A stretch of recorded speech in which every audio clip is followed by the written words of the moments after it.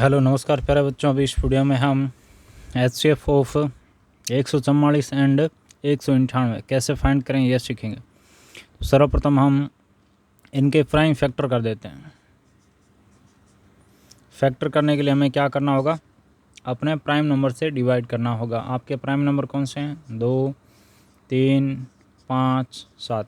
देखिए फैक्टर का मतलब क्या होता है, किसी भी नंबर को प्राइम नंबर के मल्टीप्लाई के रूप में लिखना।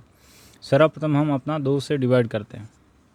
तो देखिए 144 में 2 का डिवाइड करते हैं तो कितना मिल जाता है? 72। 72 में जैसे 2 का डिवाइड करते हैं तो कितना मिल जाता है? 36। 36 में 2 का डिवाइड करते हैं तो कितना? 18। 18 में 2 का डिवाइड करते हैं तो 9। 9 में देखिए 2 का डिवाइड नहीं हो रहा है, लेकिन 3 का डिवाइड हो रहा है। कितनी बार? 3 बार। 3 में 3 का डिवाइड आपका 1 बार। अब 198 की बात कर लेते हैं।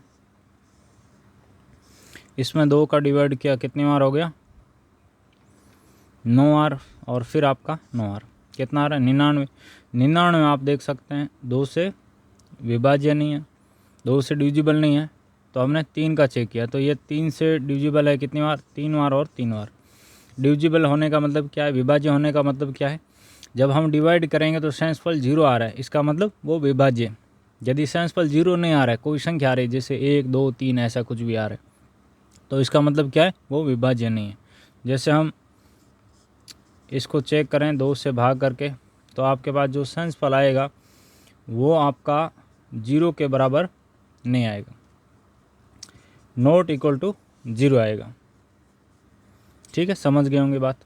अब देखिए फिर इसमें देखें तो 3 का भाग जा रहा है कितनी बार? 1 और 1 बार। 11। 11 एक प्राइम नंबर है तो 11 में 11 का भाग दिया, आपको 1 मिल गया। ठीक है, अब देखिए 144 के फैक्टर क्या आ गए? ये 144 के फैक्टर है जिसमें आपका 2 कितनी बार आ रहा है? 1, 2, 3, 4। 2 4 बार है तो इसको क्या लिख सकते हैं? 2 की घात 4। 1, 2, 3 आपका 2 बार है तो इसको क्या लिख सकते हैं? 3 की घात 2। 198 का देखिए 2 आपका 1 बार है तो क्या लिखेंगे? 2 की घात 1। 3 2 बार है तो क्या लिखेंगे? 3 गुणा 3 या 3 की घात 2। 11 1 बार है तो 11 की घात 1। हमें क्या चाहिए? अपना HCF चाहिए। देखिए HCF में क्या लेना है? न्यूनतम घात का कॉमन फैक्टर लेना है। क्या लेना है? न्यूनतम घात का CF यानी न्यूनतम घात का कॉमन फैक्टर लेना है। तो देखिए कॉमन फैक्टर क्या होता है? ऐसा फैक्टर जो यहाँ भी है यहाँ भी है। देखिए 2 यहाँ भी है और 2 यहाँ भी है, तो यानी आपका 2 कॉमन फैक्टर, तो हमने लिया 2। अब देखिए 2 की न्यूनतम घात कितनी है? 1 है, तो ये लो। ठीक है, उसके बाद 3 यहाँ भी है यहाँ भी है, ये लो। 3 एक कॉमन फैक्टर है। 3 की न्यूनतम घात कितनी है? 2 है। उसके बाद 11 केवल आपका यही है, यानी कॉमन फैक्टर नहीं है। अब इनका गुणा कर देते हैं। 3 की घात 2 कितना होता है? 9। 9 गुणा 2 कितना आ गया? 18। तो इस तरीके से हमारा HCF कितना आ गया? 18।